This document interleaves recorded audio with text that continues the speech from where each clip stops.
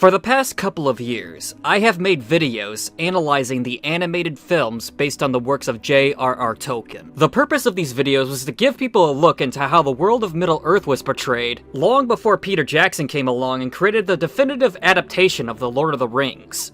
I concluded that both films were not very good, but had enough appeal to gain a following. Rankin Bass's The Hobbit was weirdly drawn and kinda boring, but the short length and bouncy tone of the film created an experience that could be argued is more accurate to the book than the bloated mess that was the Hobbit trilogy. Ralph Bakshi's Lord of the Rings was one of the clumsiest animated films that I've ever seen, but it had the benefit of being made by Ralph Bakshi, an animator that strived to take the medium in a completely different direction, creating films that broke taboos and gave animation a more adult tone.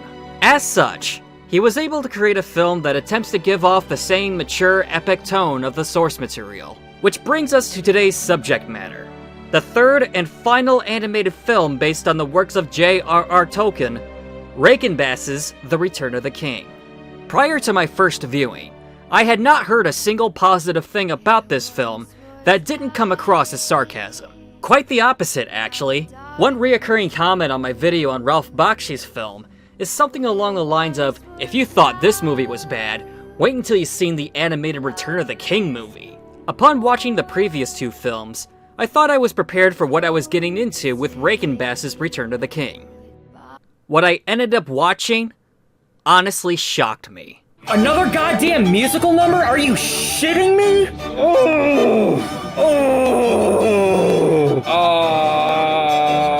What are you doing? Stop it!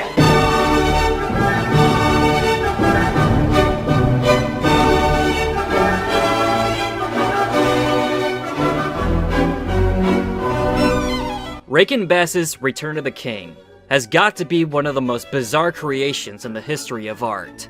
Trying to put into words my experience watching this film is by far one of the most challenging things I've done for this channel. I don't even feel like I watched a movie. I feel like I was sitting across from someone describing the events of Return of the King, while this person was suffering from paranoid schizophrenia, memory loss, and a serious case of identity crisis. I guess the best place to start is to talk about the production of this film. Or at least it would be if I could find anything substantial. There's no crazy stories about studio meddling, plans that fell through, or any other production issues that I could find that would explain the nature of this film. I even bought the DVD in case there were any behind-the-scenes featurettes. But the only bonus features on here are cartoons of Droopy Dog and Tom and Jerry. I initially thought the reason why this movie was made was to make up for the fact that Ralph Bakshi couldn't make a part 2 to his version of The Lord of the Rings. But apparently, Rankin Bass had always planned to make a sequel to their version of The Hobbit, originally titled Frodo, The Hobbit 2. Wow, what a title. The only book these people wanted to cover in this sequel was The Return of the King, and not The Fellowship of the Ring or The Two Towers. But The Return of the King, we had to summarize what had happened before and put it all together in 2 hours. It's not a very good film. Why did you, just out of curiosity, go straight to Return of the King instead of parts 1 and 2 of that trilogy, the Lord of the Rings trilogy? I didn't know that we could handle that. I didn't know the audience would sit still for it. I was wrong. Ever since Rankin Bass went out of business, Warner Brothers acquired the rights to all 3 Tolkien films and half-heartedly grouped them all together as the animated Middle-earth trilogy. Now, I wasn't the biggest fan of Ralph Bakshi's Lord of the Rings, but it does have a following. I know this because they won't stop commenting on my 3-part video to this day. So, I want you to put yourselves in the shoes of these people. You still have Ralph Bakshi's film in the back of your mind because there's no internet, and you're not in tune with what goes on in Hollywood, unless you constantly watch the news. All of a sudden, you start seeing advertisements for this movie. It looks completely different from the film you saw before, and instead of being released in theaters, it's being aired on television. Despite the dramatic changes, it is still a continuation of the story that you saw before, at least as far as you know. You then decide to buckle down and watch this film either out of curiosity or legitimate interest. This is what you end up seeing. And keep in mind, as far as we know, this film is exactly how Rankin Bass intended it to be. So the movie begins at Mount Doom, as we hear this nonsense from Gandalf. An epic that has its beginning and an ending, and ends at a beginning. Yeah, that's a pretty pretentious way of admitting that you half-assed this adaptation right from the word go. So after Gandalf's diatribe about war and the king and all that, we cut way ahead after the war is over, to Frodo and Sam visiting Bilbo at Rivendell for his 129th birthday. In other words, the movie spoiled the entire outcome of the journey right from the beginning. Usually when a movie has a framing device that takes place after the ending, you still have a lot of unanswered questions around everything in between the beginning and the end of the story. Whether it be how this girl from Pan's Labyrinth died, or how Bilbo made it back from his journey in Peter Jackson's Hobbit trilogy. With the stakes being as high as they are in this movie, what are we supposed to anticipate with the rest of the story when you reveal that the ring was destroyed and the world is at peace? Only 2 minutes in, I already have so many questions. So, I guess we're still going by the lore of the Rankin universe, meaning that Rivendell is just a hut where Elrond lives and not an entire city for the elves. Props for the consistency, I guess, but it sure makes for some lame scenery. All of us, Frodo and Samwise, their hobbit companions Merry and Pippin, Elrond the Elf Lord, and I, Gandalf, wished Bilbo only the best. This is a big issue with starting the trilogy at the third act. Instead of introducing these characters organically, they are shoved into the film through expositional dialogue. As such, the personalities we get from Frodo and Sam are slim to none, and straight up inconsistent when it comes to Merry and Pippin. One moment Merry is shown to be more mature than Pippin. Nay, Pippin, not till Bilbo has cut it. Blast! What a time to fall asleep! And the next moment they're shown to be the complete opposite. Will he never cut the cake? Patience, Mary, patience! So with that said, I'm not even gonna bother comparing to how they were portrayed in the Ralph Bakshi version. I don't know if that'll disappoint anybody, but there really is no point to it. It's like comparing apples to dust. These aren't characters because we never got a proper introduction to them, nor did we ever see their character arc throughout the entire journey. So you're probably thinking the same thing I was thinking when I first found out about this movie's existence. How the hell are they gonna explain away the first two books? We have brought with us someone who has written a ballad about the adventures of Frodo. What? The minstrel of Gondor. What?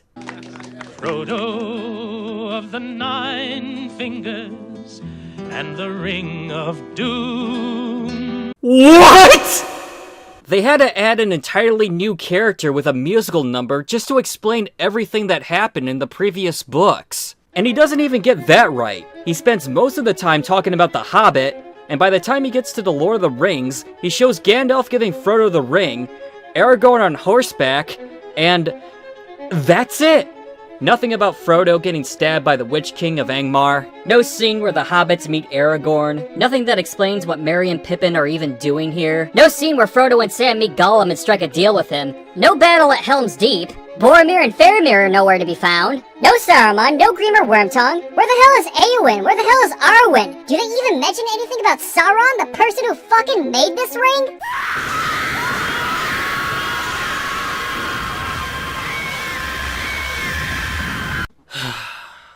This movie did not give a shit. So we then cut to Sam, who's trying to break through the gates of Mordor, and... the fuck? I thought we already went through the opening credits. Anyways, after another opening credit sequence that tells us nothing we didn't already know, we cut back to Sam again. You, who I can feel you throbbing with excitement. Ah, you know the gates to the land of Mordor and your Dark Lord Sauron. Sauron? Sauron? I get that these names aren't the easiest to pronounce, but you're making a damn movie here. Don't you think it would have been smart to double check the pronunciation of the main villain? Sauron doesn't even sound intimidating. It sounds like the name of a shopkeeper in a Zelda game. Lost him with the ring while doing battle, he did. They're safe with me till I find you again, Master. Dude, shut the fuck up. The orcs are gonna hear you. Here now. What's this? Ooh, dank and foul smelling. But it may be a way in. Oh, I got through. So I finally crossed into Mordor. So one thing you've probably noticed by now is how Sam is monologuing everything that he sees as if we're too stupid to see it ourselves. You saw a little bit of that in the Hobbit movie, but in this film? Orcs in the tower. Old Bilbo called them goblins. But whatever the name, I loathe the vile creatures. Every character is like this. A good chunk of this movie is just people saying what they're going to do as they're doing it, and inner monologuing about what they see as if the only person they could be talking to is the audience. That's the whole movie. Fighting among themselves? Oh, I could get in. They wouldn't notice me. You must stop him. His word is law. I'll find Gandalf. Oh, an orc. They're not all dead. I mean, I know I said I was gonna wait until Arabian Night to talk about how this shit could ruin a movie, but this speaks for itself. I realize kids aren't the sharpest tool in the shed, but I don't think they need this much hand-holding. This is the Lord of the Rings, not Mr. Rogers. I'm sorry I dragged you into this, Mr. Rogers. You're actually better than this movie. I do it for you, Frodo. Oh my god, shut the fuck up. You're gonna get killed by yelling like that. So Sam starts running as we get yet another musical number. The bearer of the ring, the wearer of the ring, stands on the very brink of fate. You know, at least with The Hobbit, some of the songs from that film originated from the book. Every song in this film just feels like it was made to fill in the Rankin Bass quota of having musical numbers in their animated TV specials. So then we get into this long montage where Sam is just daydreaming about being a knight or something. Hail, Samwise the Strong! To the Dark Tower! To Barad-dûr! And now I claim all of the Vale of Gorogoro.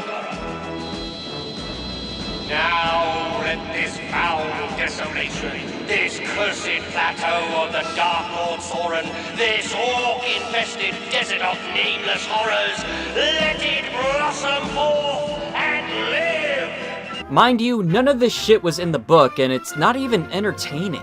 This just feels like a giant waste of time, especially when you consider how much real content the book has. You don't need to do that much to show how tempting the ring can be. I thought I'd lost you. So I took it. Only for safekeeping. Give it to me. Give me the ring, Sam.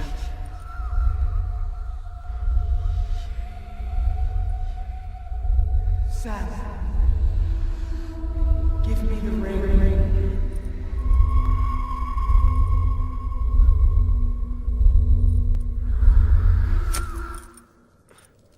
My own hands to use, not the hands of others to command. Less can be more, and small can be beautiful. So after that, we get yet another musical number and another montage of Sam daydreaming right after the last one. Except this time the movie jumps the gun and shows Sam's life with Rosie Cotton long after the war. Mind you, we never see Rosie or her kids again at the end of the film, and as far as the Rankin Bass universe goes, Sam never got married, and it was nothing more than a daydream. How depressing. So the montage ends, and it's here that I came to a horrifying realization during my first viewing. We are 20 minutes into this hour-and-a-half adaptation of The Lord of the Rings, a book with an incredible amount of detail, and nothing has happened. The only thing of substance that has happened was Sam going through a gate, and that's about it. The rest has been nothing but clumsy expositional dumps, pointless musical numbers, and Sam daydreaming. I never thought having an audience of children was a good excuse to half-ass a film, but this is one of the worst cases that I've ever seen. It's taking a book aimed at an older audience, dumbing it down for children, and not even doing a good job at it. I can only assume a film like this would only confuse parents, make kids grow out of it quickly, and annoy people who are familiar with the source material. Theoretically, I could just end this video here, but we still have an hour and 15 minutes of content to go, and I'm sure at least some of you are curious as to where this all goes. So the movie then cuts to commercial because it was made for TV, and once it comes back, we transition to Minas Tirith. Minas Tirith, chief city of Gondor. Minas Tirith, Minas Tirith, Minas Tirith. Oh, I'm sorry. Minas Tirith. Hey, so how did you solve the equation on page 7, 47 minus Tirith? The hell is a Tirith? Fucking calculus. One could look sheer down upon the gate 700 feet below. But now, under siege, the sparkling gem of Gondor had become dull and flawed with the hell of war. So the battle at Minas Tirith just happens after some narration from Gandalf, and it's here that we're introduced to Denethor. Now, I don't know how you could possibly show Denethor's descent into madness in a universe where Boromir and Faramir never existed, but the movie explains it away as a fire to the brain. His mind broken as his city crumbled about him, had succumbed to an eerie fire of the brain, and in his madness ordered his own execution. And apparently he's only executing himself because he's on a losing team? So a Shakespearean tragic character that descended into madness after the loss of his 2 sons and thirst for power has been reduced to some pussy captain that doesn't want to go down with his ship. The hobbit Pippin, who had proved a most valuable assistant for me. Wow, way to reduce 3 books worth of character development down to just 1 sentence. So after Gandalf narrates some more, Pippin warns him about Denethor. What? Denethor? He's gone loony, I tell you. Gone loony? Yeah, somehow I don't think that line was from the book. The West has failed. It shall go up in a great fire, and all shall be ended.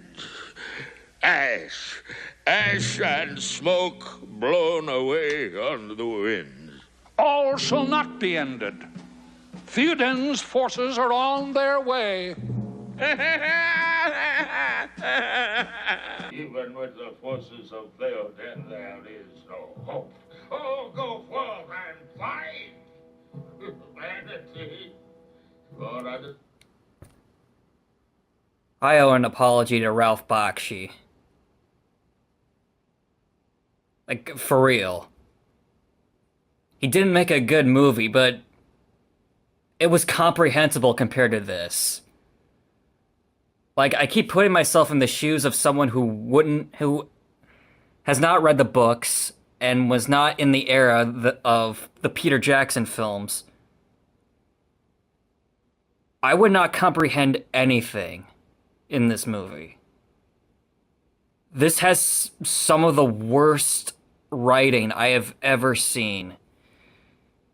In anything. I have looked inside my palantir. What is that? Okay, so you've been at Minas Tirith for how long and you've never thought to ask what the suspicious orb is? Power that now rises, there is no victory. To this dying city, only the first fingers of its hand have yet been stretched. So after a long exposition dump from Denethor that can be summed up with, "We're screwed," Denethor has himself executed. But because we're dumbing this story down for kids, we don't actually show him being executed. Just a transitional shot of flames followed by the famous line, "So passes Denethor, son of Ictharion." By the end of the film, you had almost forgot he was even dead or even remember who he was since he had very little time to leave an impact on the audience.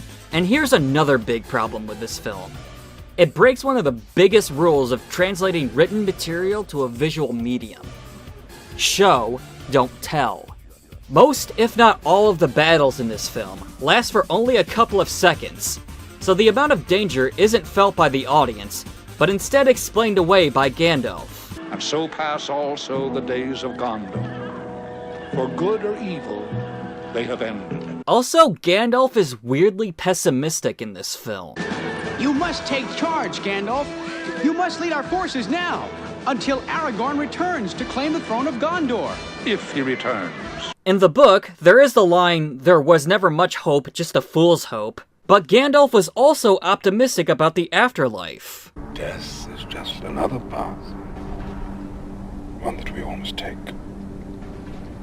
The grey rain curtain of this world rolls back, and all turns to silver glass. And then you see it. All we hear from Gandalf in this scene is just doomer talk. I saw the vision, the Palantir, a dark fleet. Is there no hope? None, unless the ring be destroyed. But alas, it is lost with its bearer Frodo. All is gone. Kind of fucking missed the point of his character in this moment, but whatever. But alas, it is lost with its bearer Frodo. All is gone. Abandon your post! Please flee for your life!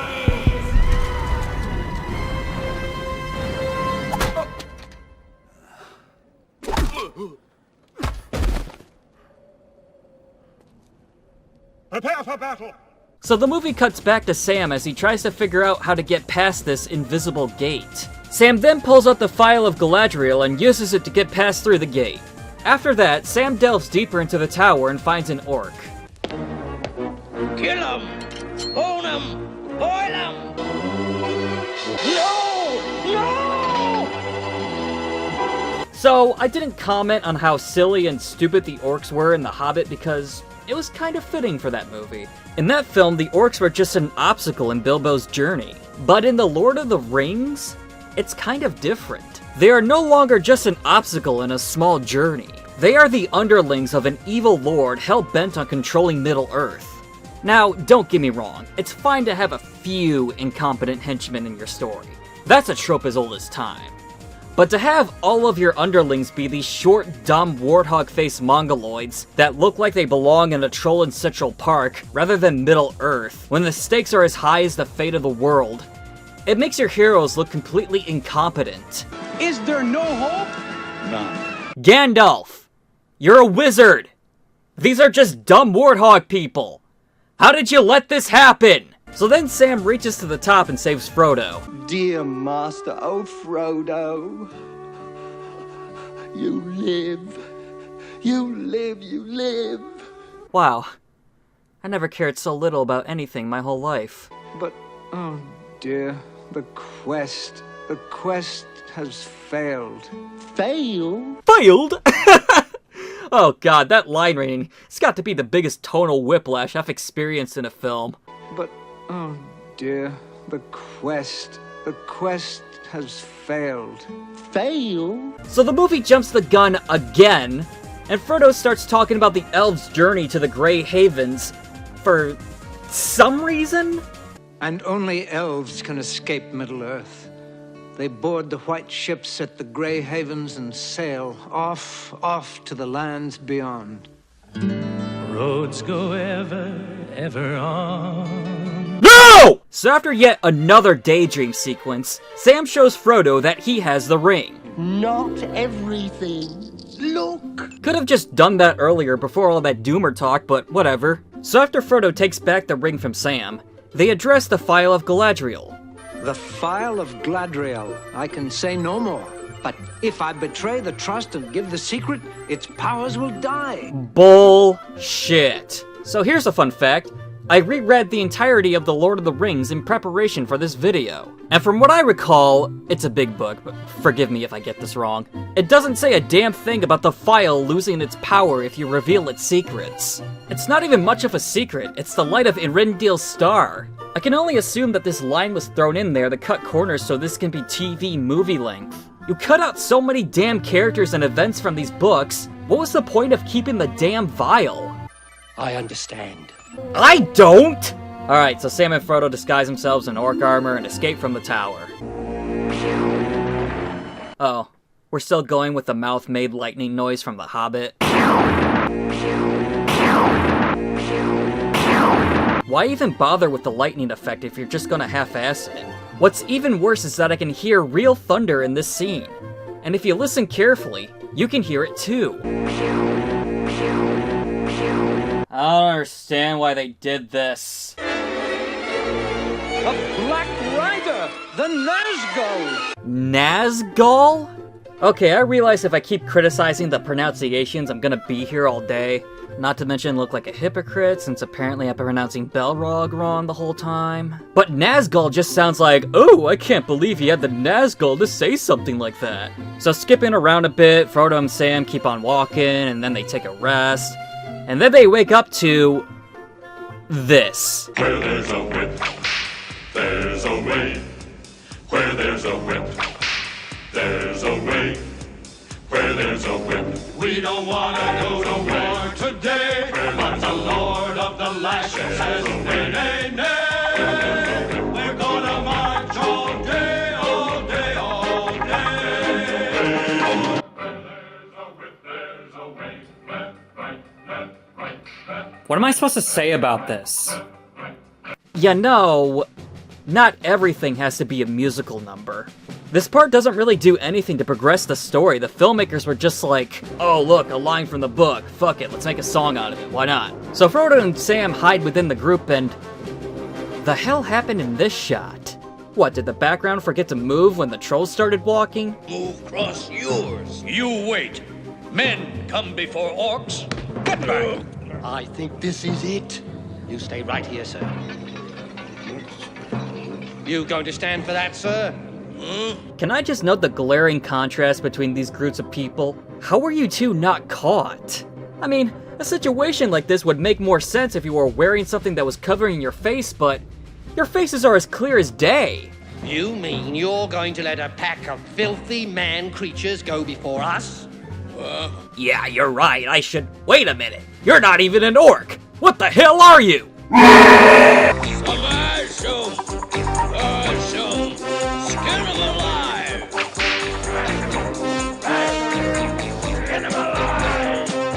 Can I turn off the movie now? So once the orcs start fighting with the humans, Frodo and Sam take that as an opportunity to run off. We then cut back to the battle at Minas Tirith. Farewell, Pippin. I go with you, sir. Then we leave this life together. Gee, that was a pretty meaningful exchange considering how much backstory we're given about these two. The Lord of the Nazgul, Sauron, second in command, a creature of the supernatural. Again, with the mouth-made effects! Was it really that hard to find a decent sword sound effect?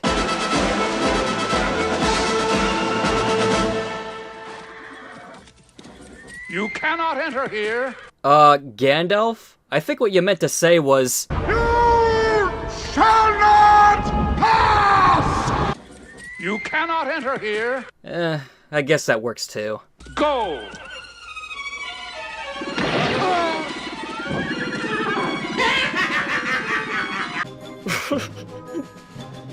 Really?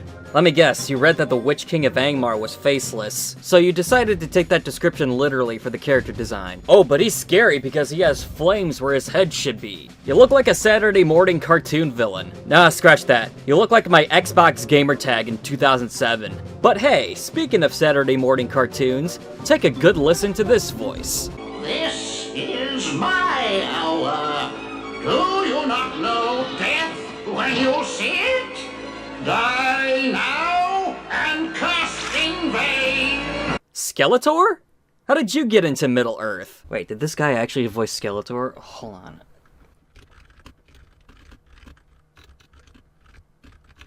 Well, he was in a lot of shit, but I don't see He-Man anywhere. So then Theoden and the men of Rohan appeared to aid the people of Minas Tirith.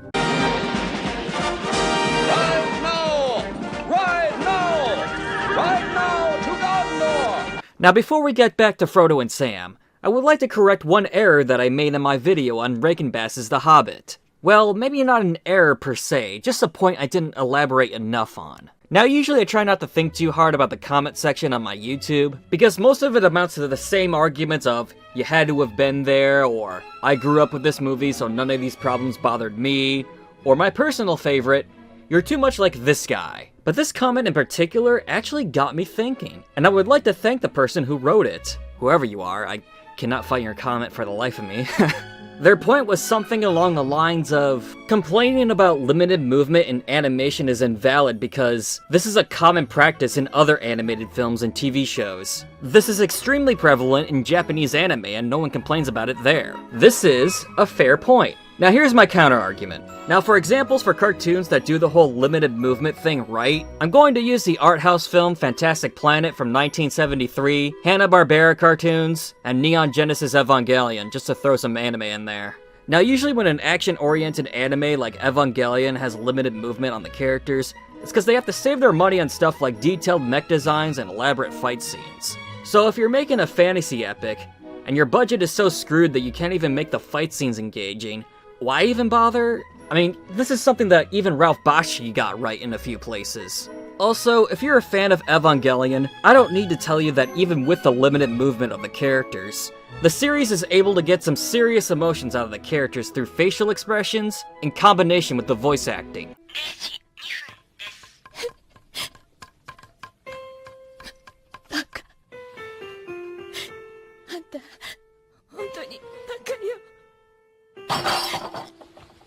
Compared that to the scene from The Hobbit that's supposed to be just as emotionally impactful. It would be a merrier world, but sad or merry, I must leave it now. Farewell.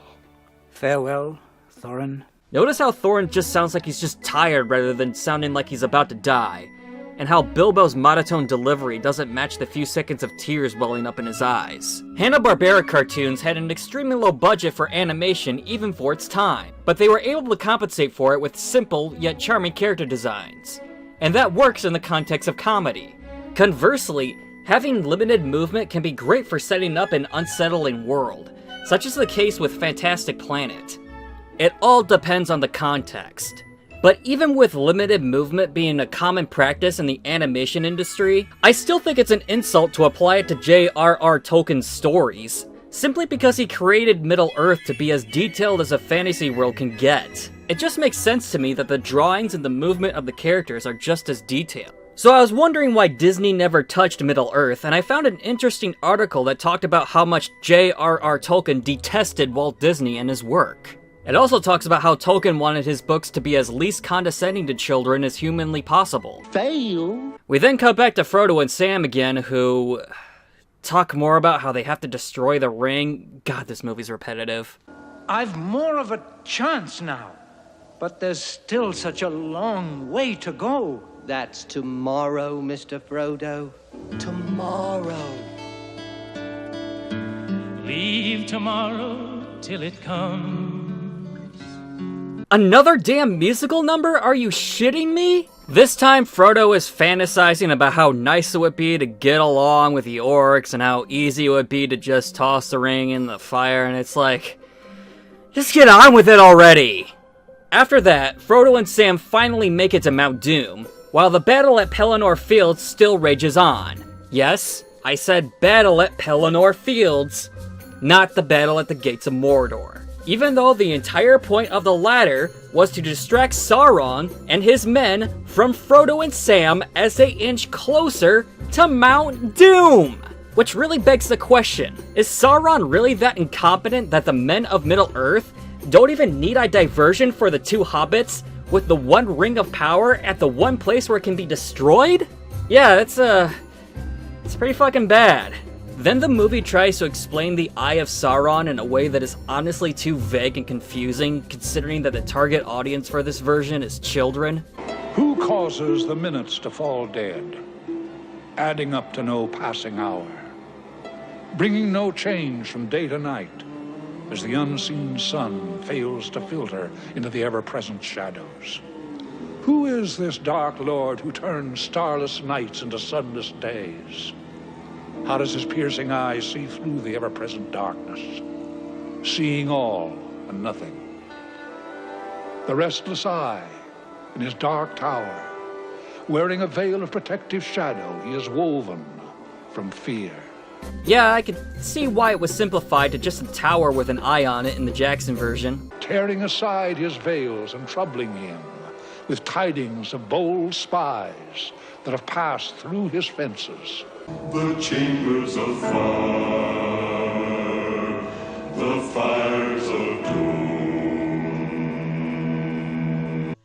Catch out a fish of the stomach's cove. If you answer this riddle, the esophagus will let you pass. Catch out a fish's riddle will soon be told. Yeah, I already explained the Lemming-Links connection in my Hobbit video, so I'm not gonna repeat myself here. So then Gollum appears, yeah, remember him, to try to stop Frodo and Sam from destroying the ring. Yes, give it to us. Give it! Give it! Give it to us! Oh, Jesus, what the fuck? This was not in the book! Frodo, Sam! Oh, shit! Oh my god! No, but seriously, that boulder should have killed them. So after that horrific scene, Gollum jumps on top of Frodo to try to grab the ring. Oh, I can't strike. I may hit Mr. Frodo. Wait a minute, hold on. What are you talking about? Wait, what? The fuck? Will you slow down on your shittiness for 5 seconds? First of all, you can't strike Gollum because you might hit Frodo. Gollum is fat, awkward, and has zero armor to protect himself. And secondly, what even happened to Gollum here? We didn't see Frodo knock him down, he just jump cut his way off of him. So after Frodo and Sam entered the mountain, we cut back to the battle at Pelinor Fields. Hail, proud Mary! Hail, Pippin! Bless you for a sure eye, old friend! How good to see you! Bless you for bringing Theoden and his army! You've won the day for us! Okay, is it just me or does Pippin sound like he should be voicing a 70s car commercial? Ford Mustang too. It outsells Monza, Skyhawk, Starfire. It outsells all of them put together. Know why? Why? Value. Oh. And in the midst of Theoden's glory, his golden shield was dimmed. The new morning was blotted from the sky. Fear no darkness, no men, no snowmen, no!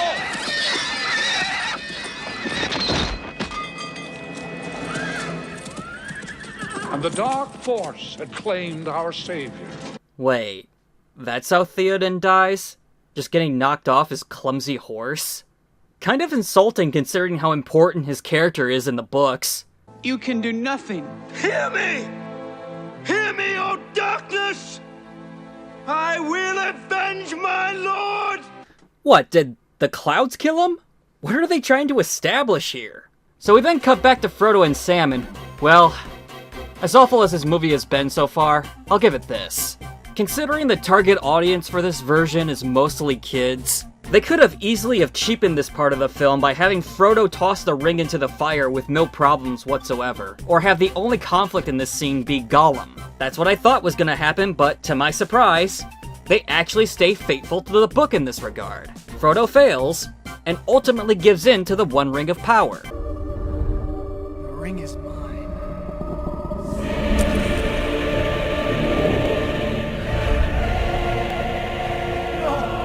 I have come, but I do not choose to do now what I have come to do.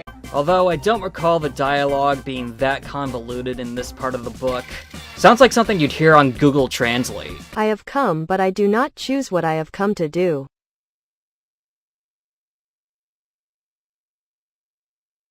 私は来ましたが、何をするために来たのかを選びません。 And you can tell that he's given into the One Ring of Power because of his evil laugh. Again, this is some Saturday morning cartoon shit. So we get back to the Pelinor Fields where the Witch King returns. Begone, foul Dwimmerlake, Lord of Carrion. Leave the dead in peace. Come not between the Nazgul and his prey, or he will slay thee in turn. Sorry, I can't get over how much this dude sounds like Skeletor. Eowyn am I. You stand between me and my lord and kin. Begone, for living or dark undead, I will smite you if you touch him. 'Tis Lord Theoden's niece. She wanted to ride with us, but he forbade. She disguised as a knight and she came hither. Wow, thanks for the exposition dump, Mary. Would have been nice to see all of this firsthand, you know, get a proper introduction, see a character arc, watch her grow stronger over time, but this works too if you're just getting this shit done as soon as possible. God, I feel bad for any kid who had to watch this for their English class. 'Tis Lord Theoden's niece. She wanted to ride with us, but he forbade. She disguised as a knight and she came hither. Write this down, kids! It's gonna be on the test! So Éowyn and Merry defeat the Witch King, only here it seems like Merry's spark of bravery comes out of nowhere since nothing is established between him and Éowyn. Uncle, I have avenged thee! We get yet another crying scene where there's very little emotion from the voice actor. And then Gandalf says this as they're burying Theoden. Theoden was born from the field with honor. And we wondered if, when our own lord, King Aragorn, returned, would his fate be the same? And it's here that it occurs to me that this is an adaptation of The Return of the King, where we barely see the title character of the film, Aragorn. So there's no Deus Ex Machina to help them win the battle. Instead, the orcs just bolt out of there without even trying to fight back. You know, I could have sworn you guys had mammoths and other crazy stuff you could use against them, but did you guys just forget about that? Hello? Anybody? So Aragorn starts to plan out the next attack and... Wait a minute! Where the hell is Legolas and Gimli? Wasn't the whole point of their inclusion being to show how diverse this war was? And to show how each race needed to put their prejudices aside to fight a common enemy? Are we really cutting this book down so much that we're erasing essential themes from the book? So after a plan is made, they march to the gates of Mordor. And inside the orcs made song to match my spirit. If you win, then you will lose. Choice of evil's yours to choose. Retreat. Retreat. Retreat. Retreat. Oh yeah, this song is totally going on my playlist. Wonder why nobody put this on their top 10 list of best villain songs. So then the mouth of Sauron appears to answer Aragorn and... Judge Claude Frollo? Is that you? I don't know, this movie's making me loopy. Is there anyone in this rout with authority to treat with me? Not thou, Aragorn. It needs more to make a king than a rabble such as this. I think we all know what happens from here. It takes more to make a king than a broken elvish play.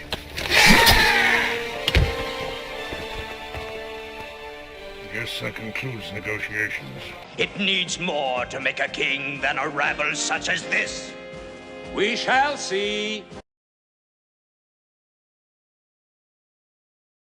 So we then cut back to Sam who, according to the movie, spent days in that volcano looking for Frodo. Had I but known that deep in the bowels of Mount Doom, Samwise had been searching these many days for his master. What? I don't think there's any version of the story where Frodo and Sam spent that much time near the fires of Mount Doom.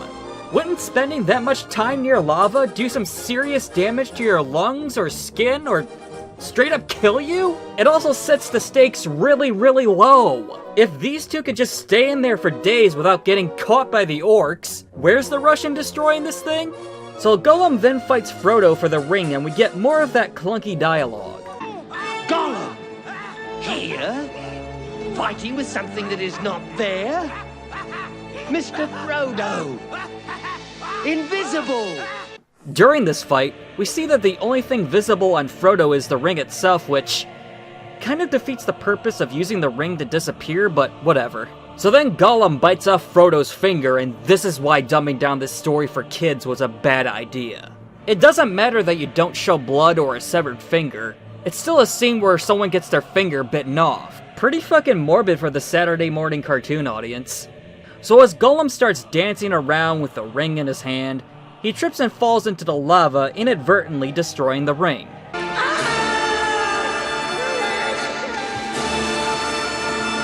While this is accurate to the book, I'm really glad they changed this in the Jackson version. Whether or not it works in the book is all up for debate, but after 10 hours of film, it would have been super anticlimactic. As for whether or not it works here, who cares?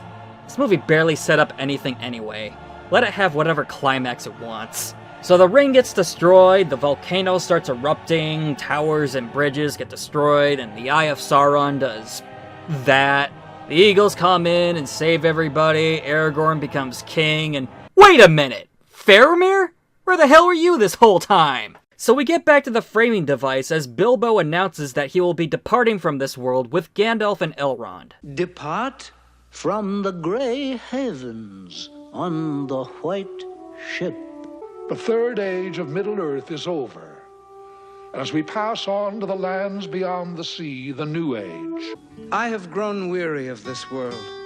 The weight of the ring all these years has worn me far beyond my age. I would, if it pleases you, set sail with you on the morrow. And here we have the most shameful aspect of this movie. Had the writers and animators taken their time to flesh out this story and create an adventure that was just as thorough and developed as it was in the books, this line would have been perfectly understandable and hit home pretty hard. But in a film that tries to rush the entire story of The Lord of the Rings into one film, resulting in a clumsy script, this line means absolutely nothing. And if you keep the Book of the Hobbits, as Frodo asked, ages from now, when your stories are still told, there'll be those humans who might well wonder, is there Hobbit in me? Is there? Don't you dare look at me like that. And then the movie ends with Elrond, Gandalf, Bilbo, and Frodo sailing off into the Grey Havens. It's so easy not to try. You don't say. Fucking Christ! So yeah, that was Rankin Bass's Return of the King. Is it the worst out of the 3 animated Lord of the Rings films? Absolutely. Like I said earlier, the previous 2 films had just enough redeemable qualities for me to understand why someone might enjoy them beyond nostalgia. But this was legitimately one of the worst movies I've ever seen. Damn near every single adaptational choice being made felt like I was watching a kid constantly put a fork in the electric socket after being told multiple times not to. By the end of it all, it didn't even feel like a movie, but rather a botched finale to a Saturday morning cartoon that was never made. I have a personal disdain for media that talks down to children, and this idea that kids' entertainment doesn't need quality control because kids have no standards is nothing more than insulting. And you know who else shares this disdain?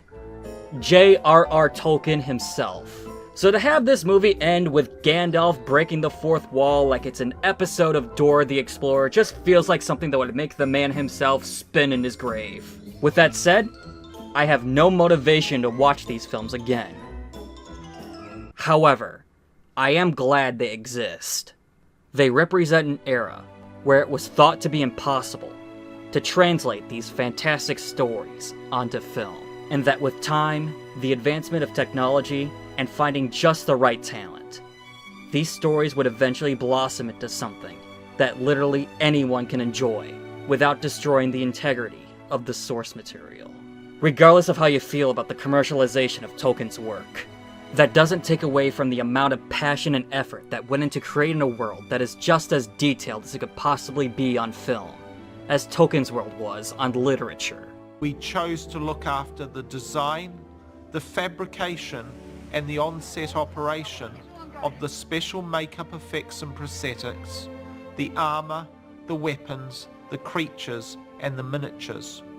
I think Richard made over 45,000 different items for the film, including the miniatures and the prosthetics. If you couldn't rise to the highest level of enthusiasm, passion, and professionalism and grasp this task as if it was the most important thing that you have ever taken on in your life, you weren't worthy of the task. We had been blessed with the opportunity to bring a piece of modern English folklore to the screen. It was imperative that Middle-earth was real. Kind of like a prehistory to English and European history, that it did exist at one point. And since he was treating it that way, he was looking at it as a history, that really kind of worked its way through every fabric of the production. These films brought an unbelievable amount of attention to Tolkien's books, from people who probably wouldn't have read them otherwise. Film has a way of immortalizing classic stories into the human mind, and a bad adaptation has the potential to scare off anyone who might have been interested in the source material. But each of these films, good or bad, has played a fascinating role in Tolkien's Middle-earth, and has immortalized one of the greatest stories ever told.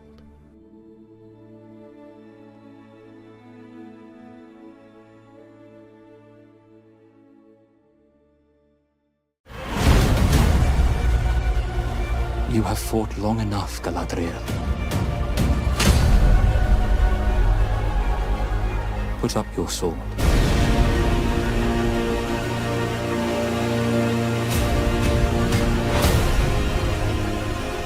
Darkness will march over the face of the earth. It will be the end, not just of our people, but all peoples. This could be the beginning of a new era.